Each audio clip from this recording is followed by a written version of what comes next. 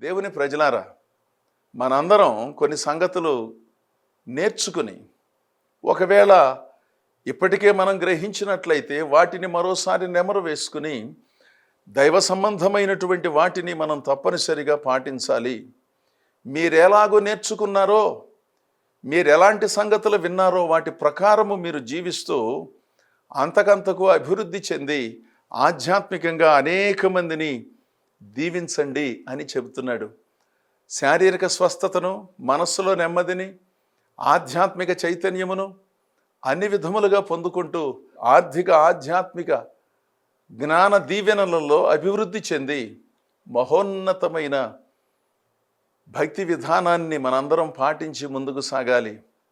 అప్పుడు దేవుడు అన్ని విధములైన ప్రయోజనములను మనకు అనుగ్రహించి మనలను నడిపిస్తాడు. దేవుడు మిమ్మలను, మీ కుటుంబాలను బహుగా దీవించునుగాక. ఆమేన్.